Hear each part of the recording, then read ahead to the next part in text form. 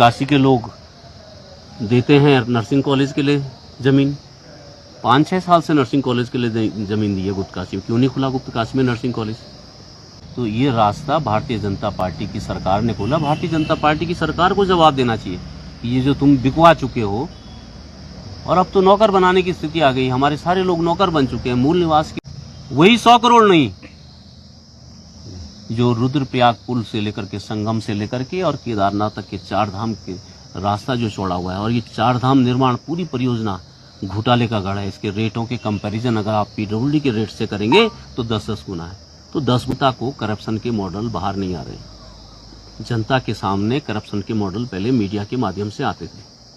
अब मोदी युग में मीडिया का कोई रोल नहीं रह गया।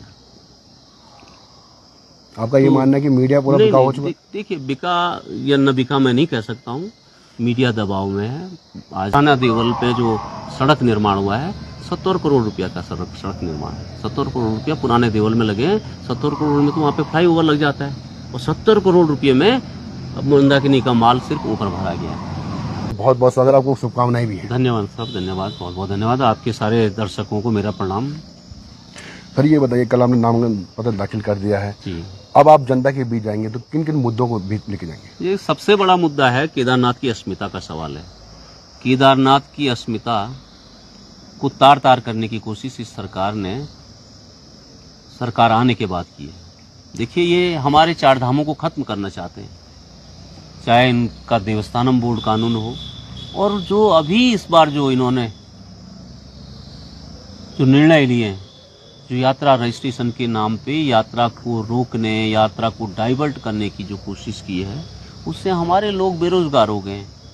हमारे लोगों की रोजी रोटी छिन गई है। और सरकार को हम कहना चाहते हैं कि अगर हम गलत हैं तो मंदिर समिति, श्री बद्रीनाथ केदारनाथ मंदिर समिति आपका विभाग है, उसकी पिछले साल की तुलना में इस साल की आमदनी 20 करोड़ रुपये घट गई है। तो जब आपके मंदिर की आमदनी घट गई होगी तो हमारे लोगों की भी तो आमदनी घटी होगी। अब वो सरकार के लोग, मुख्यमंत्री जी और सरकार के लोग कई तरह के आरोप लगा रहे हैं कि कांग्रेस भ्रांति फैला रही है। तो मेरा हाथ जोड़ के निवेदन है, आदरणीय मुख्यमंत्री जी धामी साहब, आदरणीय सतपाल महाराज जी, श्री बद्रीनाथ केदारनाथ मंदिर समिति के आपका विभाग है, उसके जो मुख्य कार्याधिकारी का ऑफिशियल बयान बता रहा हूं मैं कि 20 करोड़ की लगभग इनकम इस साल घटी है। तो सरकार हमारे लोगों की नहीं, भगवान की भी इनकम घटी है। तो ये तो केदारनाथ की अस्मिता का सवाल है। सोना चोरी कहीं ना कहीं आपदा को भी कारण मानेंगे। 31 जुलाई को आपदा आई थी, उस चक्कर में भी यात्रा कम हुई है, या फिर कुमाऊं को यात्रा को डाइवर्ट किया गया, इस कारण? देखिए, जन जन के मुंह में, मैं इसको क्षेत्र का नाम नहीं लूंगा, जन जन के मुंह में है कि यात्रा कैसे और कहां डाइवर्ट हुई है। अगर यात्रा में रुकावट प्रशासनिक निर्णयों के कारण आई हो या सरकार के निर्णयों के कारण आई हो, तो सरकार पर लोग दोष देंगे। दोष के कारण हजार हैं। और जो 31 जुलाई के बाद की आप बात कर रहे हैं, 31 जुलाई कोई कारण नहीं है। देखिए, यहाँ तो बाबा का ये वैभव है कि जो लोग ये कोशिश कर रहे थे, देखिए ये तर्क किसने इनके मुंह में डाला कि केदारनाथ में बहुत भीड़ हो रही है और शीतकाल में केदारनाथ के कपाट बंद होते हैं, बोराड़ी में क्या कहते हैं, दिल्ली में जाकर के हमको मंदिर केदारनाथ धाम बनाना, ये सारे तर्क इनके थे। केदारनाथ धाम दिल्ली में ले जाना, शिला हमने तो नहीं कहा। जो वहाँ जो आयोजक थे, जो उसके निर्माणकर्ता थे, मंदिर का निर्माण करके सनातन धर्म का बहुत बड़ा उद्धार करने वाले तथाकथित लोग, उन्होंने ही घोषणा करी कि केदारनाथ से केदारशिला आ रही है। हमने तो नहीं करी, हमने तो नहीं देखा जिस हेलीकॉप्टर में गई। अब उसको कौन ले गया, ये प्रश्न है। सरकार की मंशा क्या है केदारनाथ दिल्ली में ले आने का? क्या मंशा रही होगी? देखिए, इनको गलतफहमी है। ये एक तो केदारनाथ, ये देखिए, ये कहीं किसी ट्रस्ट में भारतीय जनता पार्टी के लोग कई ट्रस्टों में जा रहे हैं जो साधु संतों के द्वारा बनाए गए ट्रस्ट हैं, और ये कुछ मंदिरों में जा रहे हैं जो आजकल 40-50 साल के मंदिर हैं, जो कलयुग के मंदिर हैं। ये वहाँ की आमदनी देख करके सोच रहे हैं कि केदारनाथ का नाम लेकर के हम दिल्ली में भी आमदनी कर देंगे। अरे बाबा का माल खाने के लिए और पचाने के लिए बहुत ताकत चाहिए। और हम बार बार इसीलिए कह रहे हैं कि अगर केदारशिला गई है तो नाती पोते भी लेके आएंगे और ससम्मान पूजा करने के साथ ले आएंगे। तो हम तो बिल्कुल चिंतित नहीं है, लेकिन इनकी नीयत खराब है। ये आप समझते हैं कि आज चुनाव कहना उपचुनाव होने जा रहे हैं, कहीं ना कहीं धन बल का प्रभाव भी देखने को मिलेगा? देखिए, धन बल नहीं, पूरा सत्ता बल, और उसको कहेंगे हम आसुरी बल। अब आपने आज से कभी पहले सुना कि विभिन्न विभागों के अधिकारी और जिनमें पुलिसकर्मी भी, पुलिस के अधिकारी भी यात्रा में साइबर क्राइम के नाम पर जो, और सिर्फ क्या जरूरत थी कि जो रुद्रप्रयाग जिले के केदारनाथ विधानसभा के रहने वाले हैं या यहाँ रह करके लोकप्रिय इंस्पेक्टर रहे, उनकी ड्यूटी लगाई गई? कहाँ वो रिपोर्ट है? सरकार, अगर वो लोग आए थे, कितने साइबर क्रिमिनल उन्होंने पकड़े और यात्रा को लेकर के, अब यात्रा में देहरादून में अपॉइंटेड पोस्टेड इंस्पेक्टर क्या कर लेगा यात्रा करके? जाम अगर लग रहा है तो सरकार के भ्रष्टाचार के कारण लग रहा है। अगर कुंड पुल से लेकर के गुप्त काशी तक के 100 करोड़ रुपए खर्च करके भी सरकार सड़क को ठीक नहीं कर पाई तो ये पुलिस के इंस्पेक्टर साहब का दोष है? पुलिस क्या कर लेगी? गुप्त काशी से आगे आपका चारधाम यात्रा मार्ग पिछले 10 सालों से नहीं बना है। 10 सालों से कुछ जोन ऐसे हैं कि जो छूट गए हैं, जिनका चौड़ीकरण नहीं हुआ है। तो यात्रा अगर वहां पर जाम होती है, जाम की स्थिति होती है, तो वो पुलिस विभाग के पास कोई सॉल्यूशन नहीं है, क्योंकि बजट पुलिस विभाग आपका कहना ये है कि जो 100 करोड़ कुंड और गुप्त काशी पे खर्च हुआ है 8 किलोमीटर का पैच भरने को लेकर, 100 करोड़ में घपलेबाजी की है, कहीं न कहीं इसमें जो अधिकारी हैं और उस समय के पूर्व विधायक रहे उनकी मिली भगत से यह घोटाला हुआ है? देखिए, ऐसा है कि अगर घोटाला हुआ है, घोटाले का सरदार, घोटाले की गंगा ऊपर से नीचे बहती है, नीचे से ऊपर। आपने कभी घोटाला नहीं देखा होगा जिसके शीर्ष में, ऊपर के शीर्ष में सरकार होती है, सरकार के नीचे मंत्री होते हैं, मंत्री के नीचे अधिकारी होते हैं। ये कौन सा मॉडल है, एक बात आप बताइएगा? 100 करोड़ में तो नई सड़क, चमचमाती सड़क, चांदी की सड़क बनती है, वही 100 करोड़ नहीं। जो रुद्रप्रयाग पुल से लेकर के, संगम से लेकर के और केदारनाथ तक के 4 धाम के रास्ता जो चौड़ा हुआ है, और ये 4 धाम निर्माण पूरी परियोजना घोटाले का गढ़ है। इसके रेटों के कंपैरिजन अगर आप पीडब्ल्यूडी के रेट से करेंगे तो 10-10 गुना है। तो 10 गुने में ऐसा क्या कर दिया उन्होंने? तो मेरा ये कहना है कि इस पर कभी देखिए समय आएगा, इतिहास लिखा जाएगा कि भ्रष्टाचार की ये कौन सी गंगा थी और कौन सा ये मॉडल था।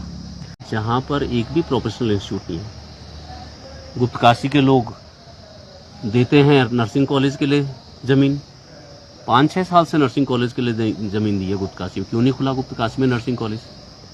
गुप्त काशी स्वास्थ्य केंद्र, उच्च स्वास्थ्य केंद्र की बात की जा रही है। कौन सी उच्च? भाजपा कर रही है। वो भाजपा कर रही है, तो आप पत्रकार हैं, वो शासनादेश चलाएं आप इसमें, आप चैनल पे अगर कर रही है तो शासनादेश चलाएं, कोई बहुत बड़ी बात नहीं है। स्वास्थ्य केंद्र खोलना बहुत बड़ी बात नहीं है। और जो लोग ये कह रहे हैं कि साहब हम जो नॉर्म्स हैं उनसे हट के कर रहे हैं, तो ऊखीमठ तो कई सालों से नॉर्म्स पूरा करता है। ब्लॉक हेडक्वार्टर है, 1 लाख से ऊपर जनसंख्या है, किस नॉर्म्स की बात करते हैं?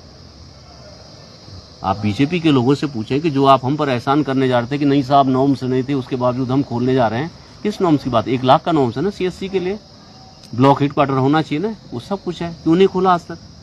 रावत जी, एक बात आपसे जाननी है, आपने हमेशा मूल निवास और भू कानून की लड़ाई आपने लड़ी है। कांग्रेस में एक मात्र नेता आपको ही मानेंगे जो आपने हमेशा मूल निवास और भू कानून का मुद्दा उठाए। आप केदार घाटी को देख लीजिए, आज केदार घाटी की जो जमीनें हैं वो बाहरी लोगों के हाथों बिक चुकी है, बड़े बड़े होटल खुल गए हैं। क्या लगता है यहाँ पे भी मूल निवास भू कानून का प्रभाव पड़ेगा? देखिए, भू कानून के कारण ही तो जमीनें बिकी हैं बाहरी लोगों के हाथ पर। अगर 143 और 154 की धाराएं यथावत रहती तो आपकी कृषि भूमि कभी भी बिक नहीं सकती। ये कोई भी भूमि व्यावसायिक भूमि नहीं है, ये कोई आवासीय भूमि नहीं है। तो ये रास्ता भारतीय जनता पार्टी की सरकार ने खोला। भारतीय जनता पार्टी की सरकार को जवाब देना चाहिए कि ये जो तुम बिकवा चुके हो, और अब तो नौकर बनाने की स्थिति आ गई, हमारे सारे लोग नौकर बन चुके हैं। मूल निवास की बात जो है, देखिए मूल निवास का पाप किसके काल में हुआ ये आप सब अच्छी तरह से जानते हैं। देखिए, मूल निवास में जब सुप्रीम कोर्ट का निर्णय है कि 1950 डेडलाइन है, तो ये उत्तराखंड या तो भारत में नहीं है, और उस डिसीजन के बाद कोई भी केंद्र का कोई कानून नहीं आया है जो मूल निवास से संबंधित हो। तो कौन सा कानून? 1950 वाला ही कानून प्रभावी होना चाहिए। ये उत्तराखंड में ये विसंगति क्यों पैदा हो रही है, ये सरकार को देखना चाहिए। हम हिमाचल में गए तो हिमाचल के लोग भी कहते हैं कि हमारे यहाँ मूल निवास भू कानून है पूरी तरीके से, और जो बाहर की व्यक्ति है वो यहाँ पे जमीन नहीं लेते, अगर लेते भी है तो लीज पे देते हैं, उसका पता नहीं चलता है। वैसी कोई व्यवस्था यहाँ पे बननी चाहिए हिमाचल की। देखिए, हिमाचल जो है लैंड टेनेंसी एक्ट जो है उसकी धारा 118 है। देखो, हिमाचल के राजनीतिज्ञों ने बहुत समझदारी से, स्वर्गीय परमार साहब जो वहाँ के मुख्यमंत्री थे, उनके नेतृत्व में बहुत समझदारी से काम किया, और ये जो 118 धारा जोड़ी है लैंड टेनेंसी एक्ट में हिमाचल के, उसमें साफ साफ लिखा है कि हिमाचल में जमीन वही व्यक्ति खरीद सकता है कि जो पहले से वहाँ कृषि भूमि का भूमिधर हो। तो कृषि भूमि का भूमिधर तो मूल निवासी होता है। तो देखिए, वहाँ के नेताओं का विजन अच्छा था, वहाँ के नेता भविष्य दृष्टा थे, इसीलिए हिमाचल प्रगति के पथ पर है और हम गुलामी के पथ पर।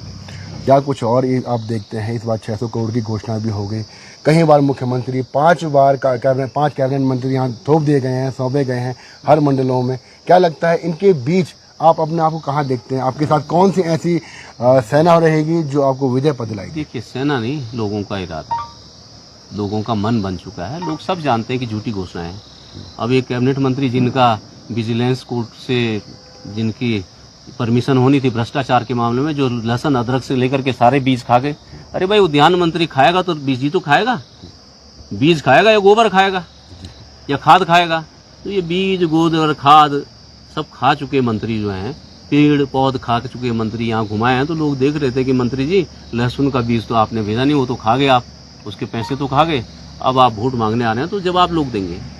आपकी बात और मुझे याद आई, तुंगनाथ घाटी के लिए भी आपने संघर्ष किया है। तुंगनाथ घाटी में चाहे वहाँ पे अतिक्रमण को हटाया गया है, जो लोग वर्षों से वहाँ पे काम कर रहे थे, क्या कुछ सरकार वहाँ पे करने जा रही है जो वहाँ के लोगों को खतरा पैदा होता है? देखिए, मसूरी के बाद चोपता तुंगनाथ की जमीन ही प्रदेश की सबसे बहुमूल्य जमीन है। तो मसूरी की जमीन हजारों करोड़ में करने के बाद अब इनकी नज़र चोपता पे है। इनके मंसूबे हम पूरे नहीं होंगे। इसके लिए बाकायदा इन्होंने एक अधिकारी को देहरादून में बैठाया था, फॉरेस्ट सर्विसेज के अधिकारी को। एक फॉरेस्ट सर्विसेज के अधिकारी को ये जिम्मेदारी दी थी कि हमारे लोगों को उजाड़ने की, और एक राजस्व विभाग के अधिकारी को, 3 अधिकारियों को इस शर्त पर स्थानांतरण होने के बाद भी रखा था, आपने चोपता को उजाड़ कर जाना है। हम न तो सरकार के इस निर्णय को भूलेंगे, और अगर अधिकारियों ने इस हमारे क्षेत्र में अवैध कार्य किया तो हम जिंदगी भर केदारी और तुंगनाथी लोग जिंदगी भर उनको नहीं भूलेंगे, और समय आने पर उनको जवाब देंगे।